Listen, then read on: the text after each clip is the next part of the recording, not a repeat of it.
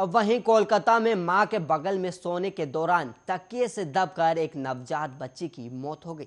और 23 दिन की बच्ची अपनी मां के बगल में सो रही थी और उसी समय तकिए के नीचे आ जाने से उसकी दम घुटने से मौत हो गई। और यह घटना शनिवार को पूर्वी कोलकाता के प्रगति मैदान थाना क्षेत्र में हुई।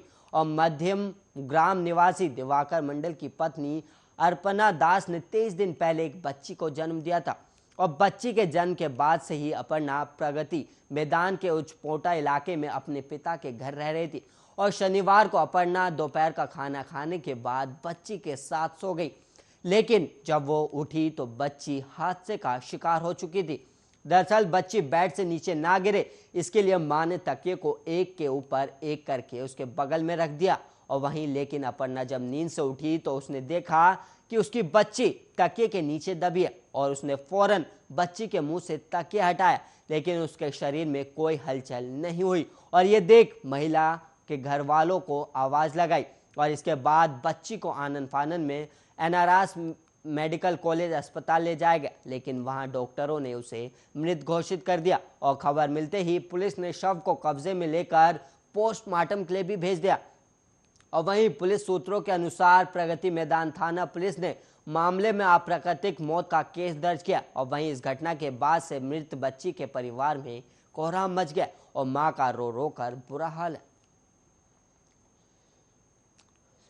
और वहीं पति पत्नी के रिश्ते को दुनिया में सबसे ज्यादा भरोसेमंद माना जाता है, लेकिन बिहार के मुजफ्फरपुर में अपने पति को ठिकाने लगाने के लिए पत्नी ने क्रूरता की सारी हदें पार कर दी। और वहीं आरोप है कि महिला ने अपने प्रेमी और बहन और बहनोई के साथ मिलकर पहले तो पति की हत्या कर दी और फिर लाश के टुकड़े टुकड़े कर उस पर केमिकल डालकर उसे नष्ट करने की कोशिश की।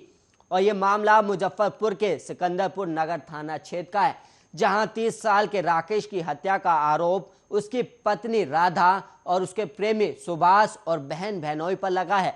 और शव को ठिकाने लगाने के लिए महिला के प्रेमी सुभाष ने किराए के फ्लैट में लाश को कई टुकड़ों में काटा और लाश को गलाने के लिए केमिकल का इस्तेमाल किया जा रहा था कि उसी दौरान धमाका हो गया, जिसके बाद आसपास के लोगों ने पुलिस को सूचना दी। और पुलिस जब मौके पर पहुंची तो फ्लैट के अंदर शव के फैले टुकड़ों को देखकर पुलिस दंग रह गई। और पुलिस ने शव को पोस्टमार्टम के लिए भेज दिया और मामले की फोरेंसिक टीम से जांच शुरू करवाई। और इसके बाद शव की पहचान सिकंदरपुर के ही रहने वाले राकेश के रूप में हुई, जो राधा का पति था।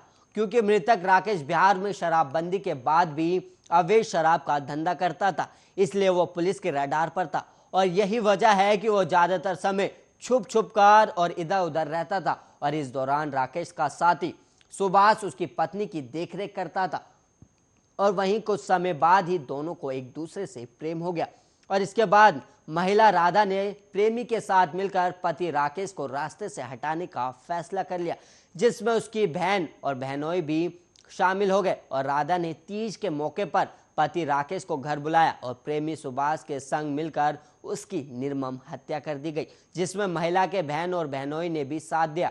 और हत्या की सनसनीखेज वारदात को लेकर सिकंदरपुर थाने के प्रभारी हरेंद्र तिवारी ने बताया कि इस मामले में मृतक की पत्नी और उसकी बहन और बहनोई के पति और वहीं महिला के प्रेमी सुभाष के खिलाफ हत्या का मामला दर्ज किया गया। और पुलिस अधिकारी ने बताया कि हत्या का कारण पत्नी का सुभाष नाम के शख्स से अवैध संबंध होना बताया जा रहा है।